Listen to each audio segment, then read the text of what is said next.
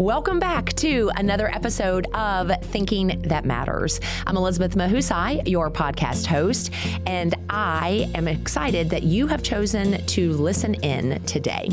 I want to welcome my guest, Shahmeen. It is so good to have you on the show. So tell us a little bit about who you are, what you do, and we will launch in. Great. Thank you so much, Elizabeth, for having me as your guest today. So my name is Shahmeen Kahn. I'm an investment advisor with Meridian Wealth Management. What it is, I help people grow and build their wealth with intention. So I graduated from a university at Albany in New York and started in banking right away. I spent a little over a decade at Wells Fargo between branch banking, wealth management, family wealth, and now I'm with Meridian Wealth Management. Okay, so what brought you from Albany to Texas? Right. So I met my husband right out of college, and we got married and moved to California. Oh, okay. Where in California? San Diego. Okay, that's beautiful. Yeah. Great weather. Great weather. I know. They're like, why did you ever leave? And then we moved to Chicago. And okay, that's cold weather. That's cold weather. From nice weather to cold weather. And then to Texas because my husband's from here. And we had a son, and we wanted to raise my son with his family and get the help. Well, I will say it is helpful to have family close when your children are younger. Yes. Our boys had their grandparents super close until they were 8 and 10 when we moved, because we moved from Florida to Texas when they were 8 and 10. Oh. And then they've been away from grandparents ever since, so they don't get to see them very often. It's nice. It's helpful to have that family. Yes. That family close. Yeah. So what got you interested in financial advising, wealth management? Like what drew you to that? Sure. So honestly, I graduated with a degree in economics, and it just kind of made logical sense to get into banking.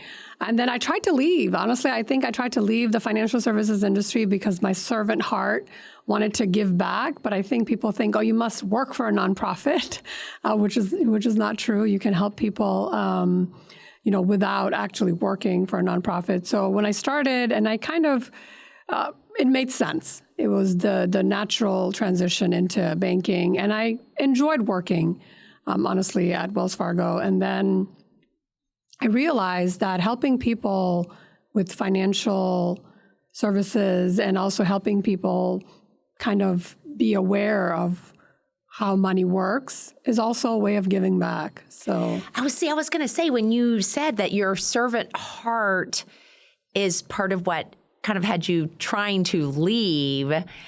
So where did you make the connection that you don't have to be part of a nonprofit to actually follow that servant-hearted nature that you have, and that you see what you do as a way of serving people? Tell me about that, I guess, discovery for you. So, I mean, the servant heart, I think my family is very into giving back. So even in college, I was definitely, the part of organizations that help, like the South Asian Student Association. But honestly, volunteering, when I moved to Allen, I applied to serve on a city board, and I got on the City of Allen Libraries board at that time. And now I serve on Community Development Corporation, which is our sales tax board.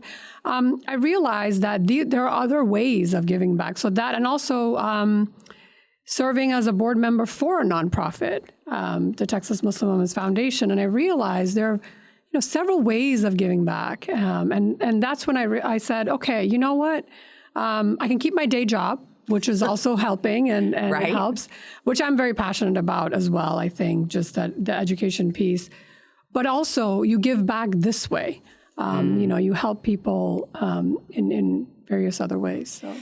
So you've served with the Allen Library Foundation. The library, the City of Allen Library Board. Okay, library board, which is different than the library endowment, which I actually also served on. Okay. And then after serving for 4 years, I switched to Community Development Corporation, which is the sales tax board. Okay, so, oh my goodness, I have so many questions.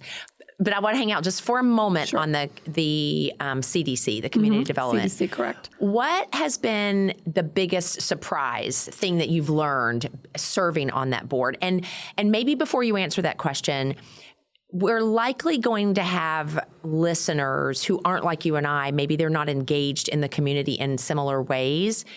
I know what CDC does, but there's going to be listeners who are like, what is a sales tax board? So give us maybe a brief primer on what it is, and then tell me what your biggest surprise learning moment has been. Sure, yeah. So the CDC, we get the sales tax, half a cent. EDC gets the other half.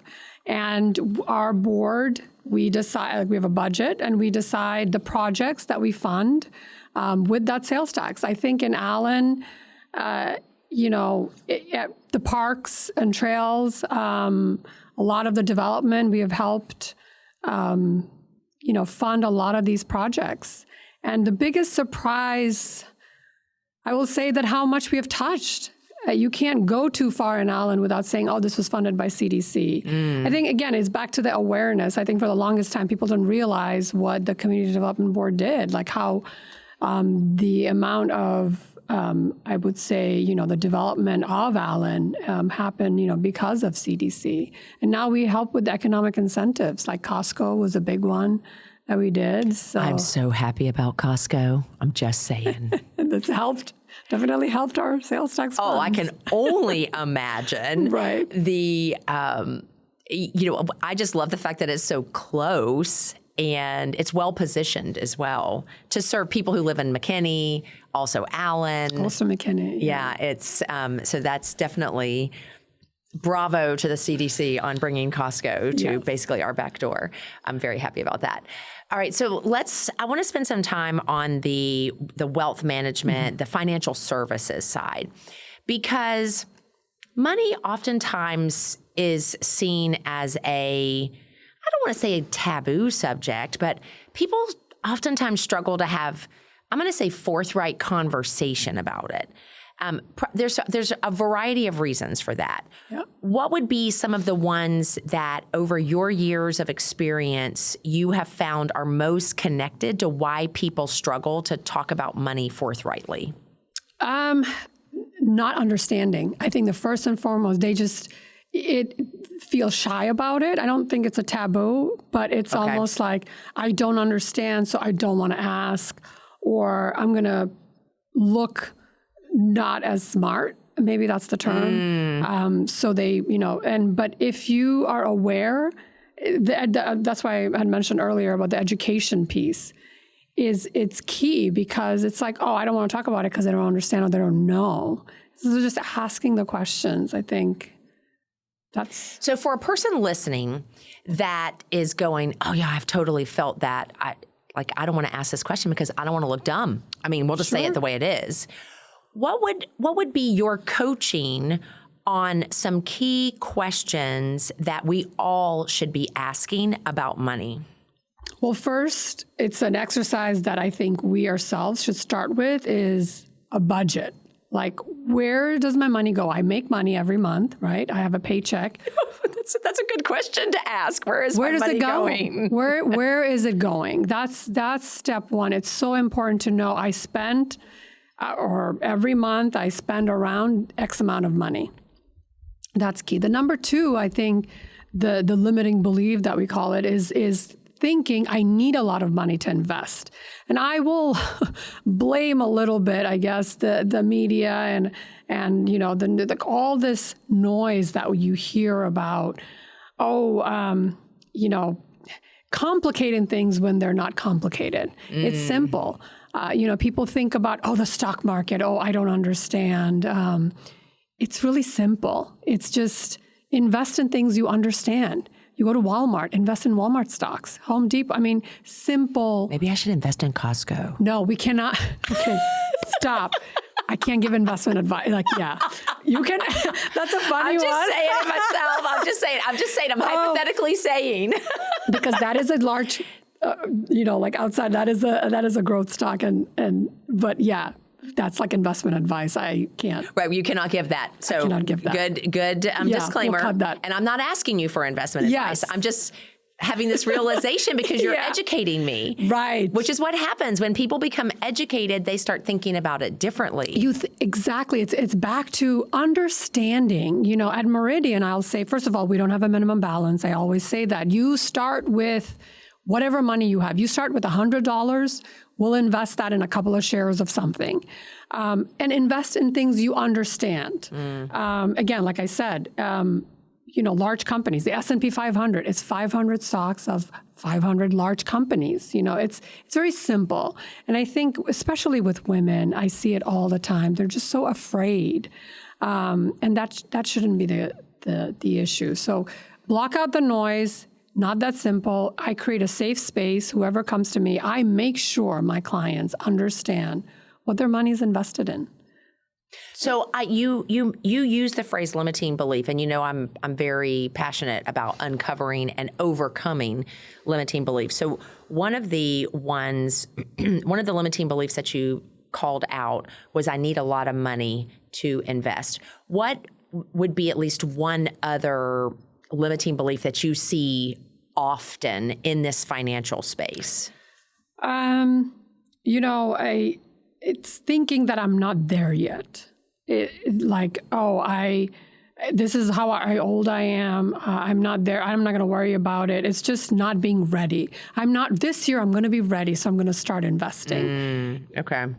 There is no right time. It goes back to the power of compound interest. If I started, I'm in this industry, and I feel like I wish I did this at 21.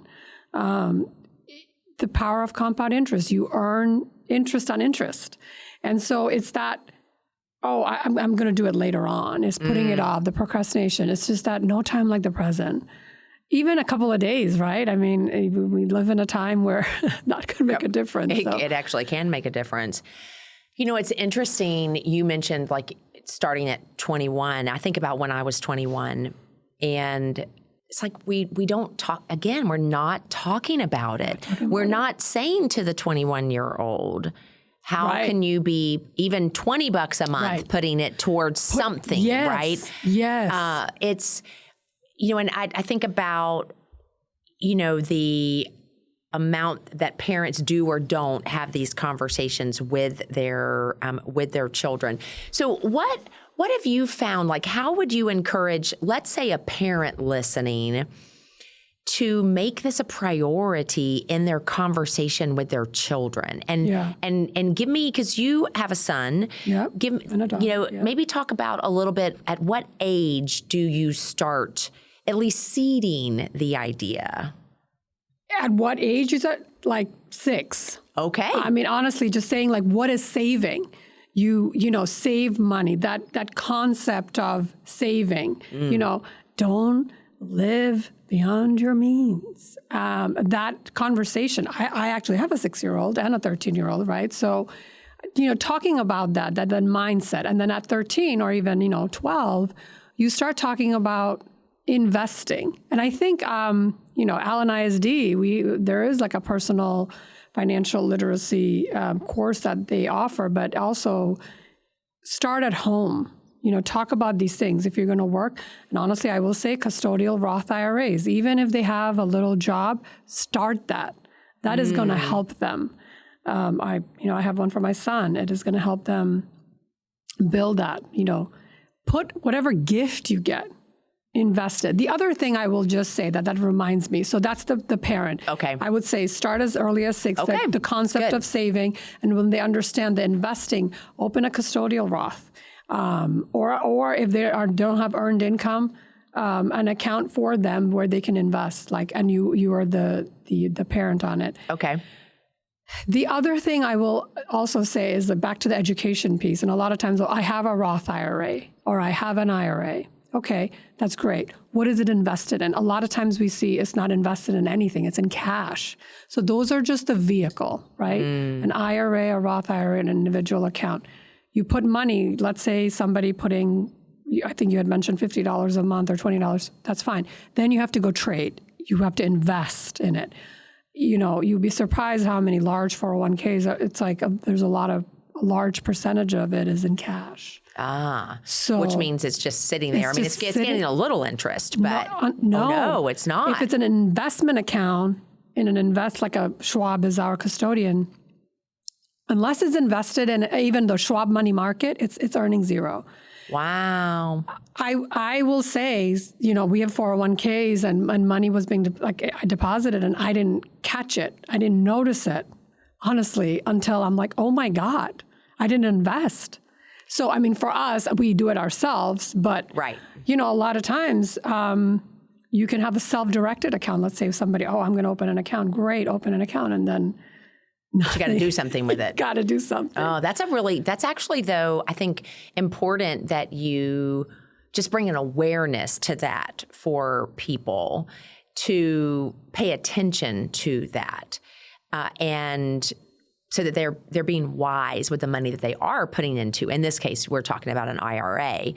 Now, you have touched on some of the limiting beliefs of people around money. So we talked about the lack of understanding. Mm-hmm. We talked about I'm appreciating what you were saying about I'm not there yet, or I'm not ready. Right. I think that people are. I like to joke they're pros at procrastinating. Because I might use that. Oh, please do. Yeah. Because we create this ideal in our mind of I have to have this, and this, and then I can go and invest money or be part of the stock market or whatever the case is. Sure. So I'm appreciating you saying that as well. You also mentioned the limiting belief of you don't have to have a ton of money to start investing. It's just Meridian, we don't have a minimum balance. A lot of our competitors, honestly, like large big banks or broker or wirehouse, they have minimum balances. We don't, because, that's what I said. We believe you people have seasons in their lives and we have to help them build that. So that's where, so to me, that Meridian, Wealth Management, their policy of no minimum balance Correct. Is how you can live into the servant heart that you want to have yes. towards people, right? 100%. Because you have a vehicle through which you can help yes. people regardless of where they are in their financial journey. Yes, correct. That's really, really good. So aside from the limiting beliefs that you deal with the people that you serve, what about Shahmeen? What's a limiting belief that you have had to truly face in your life? Again, that's a loaded question. Very, Elizabeth, I am a Muslim woman, and a lot of times I feel like maybe other people's limiting belief on me, or, just this perception, or even sometimes maybe when I was younger, I believed that somehow that is limiting me. And that's not true. I will always say that the sky's the limit. If you reach for it, don't let religion or who you are or what you believe in hold you back. And I will say this industry is very male dominated. I think 74% of advisors are male, but that's okay. Sometimes somebody thinking of, or a younger woman thinking of going into this field may feel, oh no, but that's, again, don't let the numbers steer you away from it. Okay, so let's speak to that, because I think it's important that we do have conversation around male-dominated industries and women having success in that. Okay, so let's get maybe a little bit more specific. How have you, as a female, overcome the limiting belief that could easily hold you back that you're in a male-dominated industry? Speak to that. Sure. Like I said, Elizabeth, these are very. I'll be candid, right? So it's easy to feel like I don't belong. But I personally, Shahmeen Kahn, I have never allowed that to hold me back. I do have sometimes my close friends will ask me, like, do you ever feel like there's prejudice or anything, even in my serving? And the answer is no. You have to believe and put yourself out there and think that I belong just as much as the next person. regardless of who I am. So that has helped me is the faith in myself. Not leading with, this is my gender, this is my race, this is my religion. No, I'm a person. My name is Shahmeen Kahn, and I am this. I belong. So that idea, I will say that my parents, especially my dad, really from an early age believed in us. There's three of us, three sisters, and always pushed us. Says, go get it. Like, nonsense if you think that this is going to limit you or this will hold you back. But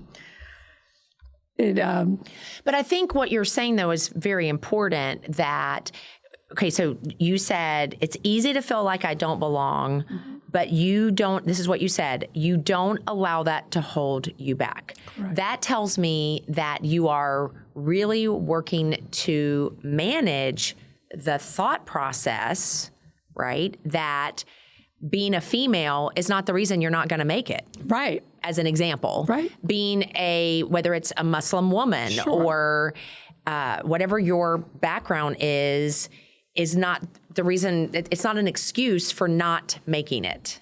No, correct. Yeah. So I think that's a great example of when we're faced with what could be a limiting belief, how we can overcome said limiting belief. Now, one thing that I do want to point out because people who follow my show know that I talk about limiting beliefs and thinking. The whole show is on thinking that matters, right? Yeah. But what I'm appreciating about what you said is that you have tried to, I'm going to say it this way, lead yourself from the very beginning of thinking that I belong versus getting caught up in the limiting belief of I don't belong and trying to fight to overcome that to feel as though you belong. Does that make sense? Yes. Yes, you just paraphrase in perfect way. So I way, think that is important, that what's occurring to me, and also to connect it to your dad. Your dad told you and your sisters, believe in yourself. Yeah. Believe that you can. In this case, I will use your words, believe that you belong. Yeah. Okay, so I want you to speak to the parent listening about the power of what you say to your children. Yeah, I'm kidding. It's so true. I think as parents, you always, sorry, I didn't realize this was going to happen. I think raising kids with saying that you can do it, pushing them and whatever deficiency they have, with my son even, that you don't let that guide them or you don't let them stop them. And it's such a cliche, right? We hear it all the time. But I think it's so easy to get lost and have these scary thoughts or even project that. And I'm so blessed. I always say I'm blessed to have a dad. We're immigrants. We immigrated to this country when I was 13, and we moved to Long Island. And he always, it was just great to hear the faith that and the confidence that he gave. He put in us. So. Yeah, I'm just reminded of how exactly what I said. I mean, parents are powerful influences in the lives of children, and you're a walking example of that. And I have no doubt you're yourself working to instill in your own children in the same way that your father has done for you. And the reason why I brought that up is because I believe that is an important part of overcoming limiting beliefs, or let's just call it what it is, not ever getting stuck in limiting beliefs to begin with. Yes.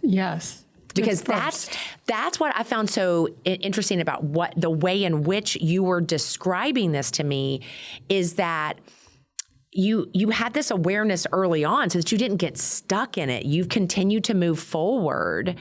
And, and part of it is what we tell ourselves. For you, it's I belong. And then going out and putting yourself out there to serve, on boards, to serve on CDC, to be the wealth advisor you are. And then I'll just add, a lot of times people say, I spend a lot of time, I have, like I said, 2 small children, volunteering, giving back to the city. And it's like, why do you do that? You can watch Netflix at home and which sometimes, sure, I get it. But it's like, because of that feeling that I have in my heart, I want my kids to feel that, right? So, giving back and showing that, no, this is my city and I want to give back to this. And I love Allen. That's no secret. Everybody knows. I think we live in such a great city with just, and it's our 150-year celebration for the city of Allen. And that feeling you instill in them, you show them. And I never want Armand and Ilan to feel like, oh, I don't belong. Never. And that's what I do, and I give back, and I want to create that environment for them. Isn't it interesting, too? I think oftentimes we attach belonging as though it's going to just happen. No, yeah. And I'm listening to you, and I'm thinking belonging is very much about the proactive steps that we take to belong. Yes. And I think that's a great challenge for the listener, is how can you engage, whether it's in relationship, whether it's in your community, whether it's in your city, your state, whatever that looks like, that allows you to feel connected and belong. I'm loving that. I wasn't expecting that to be part of the overall dynamic of our conversation, but I think it's so incredibly important. So tell me, because we kind of alluded to it, but I want you just to at least be able to speak to it more specifically. What role has your faith played in your development personally and professionally? So much. I'm a very spiritual person, I'll say, and I always believe that God put people in your life, and God, if it's meant to be, it'll happen, and if it didn't happen, it wasn't supposed to happen. Just kind of letting control. I have a type of personality, I have to control everything, but that kind of helps, grounds me, thinking there's a higher power that's watching over you that'll either take things away if you don't need it. Maybe I'll be upset, but also, kind of that path that I'm on. Everything happens for a reason. And I'll just add that, of course, the whole servant heart thing. So I work with 2 other advisors, and one specifically, Henry Lesnar. I think God put him in my life. I'm going to cry again. When I was supposed to meet him. I worked, like I said, 13 years, I think, at Wells Fargo. And lastly, I was with Wells Fargo Advisors. And I remember that I met him, I had coffee with him. And then then I started working with wealth management. And then it didn't, I had my daughter at the time. So I gave birth and I kind of left. 6 or 7 months later, I came back. And I was supposed to only be there for 3 months, and 5 years later, I'm still with Meridian Wealth, and Meridian acquired us. But it really, all that happened because of God. I think I'm just so grateful and blessed to live the life I do. I think because of my unwavering faith that something higher than me is helping me and guiding me in the right path. I love that.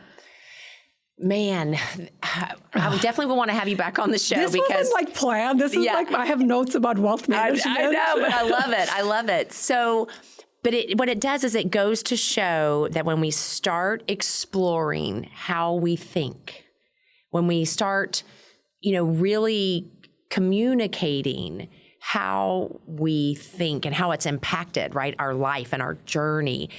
In the same way that you talked about, why do people not talk about money? Lack of understanding. Because oftentimes we're not really addressing how we think about money. And so as a result, we lack understanding. So I'm so valuing how our conversation has developed today. So I ask every guest, because my passion is helping people to cultivate thinking that matters. Why do you believe it's important to cultivate thinking that matters? So again, we're going to pivot from my answer that I, was going to talk about, wealth management, but I'm actually going to talk about the whole the servant heart, and thinking and cultivating thinking that matters. That we live in a time where we just complain. We complain about what's going on. We complain. But if you really have questions about where you live, local, countywide, statewide, get involved. Find out. You have a problem with I'm paying too much money for X, Y, and Z. Find out where the money goes, how you can help. Serve, give back, serve your time. Find out. That's how, is be curious. It's so easy to be keyboard warriors and just, complain and not be satisfied with, how things are going. And I'm sure, it's frustrating, but this is how you can sit down and be like, I did something, and be less frustrated. Like myself, I feel like, you know what, I am giving the resources that I have been giving. Am I giving it all? And the answer is yes, I am. And that grounds me and goes, okay, this is, I understand, I get it. And so I love that. So what I'm hearing is that when we cultivate thinking that matters, we truly can cultivate even more so that servant-hearted approach. And having a servant-hearted approach helps us to cultivate thinking that matters, right? Yeah. Because we have a deeper understanding of actually what matters. Yeah. I'm going to encourage you, the listener, that's a point. The point in this portion of our conversation, this is where you click that back 30-second button and you listen to that again, because it's been such a great conversation. I'm so grateful for you, and what a great example to people of why we want to get involved, and how as parents we can be difference makers in the lives of our kids. Start young. This is where I look at the thing. Start young. Talk about money. Talk about investing. Definitely start young. And talk about how you belong. Yes. Believe in. Yes, I love it. Well, I am so grateful. For those of you listening, be sure to like the podcast, give us a review. That helps us to extend our reach. And when you see it out on social media, share so that other people can benefit from the value and the richness of the conversation. I'm Elizabeth Mahusai, podcast host for Thinking That Matters, because when you cultivate thinking that matters, you cultivate belonging. When you cultivate thinking that matters, you cultivate community connectedness that allows you to matter.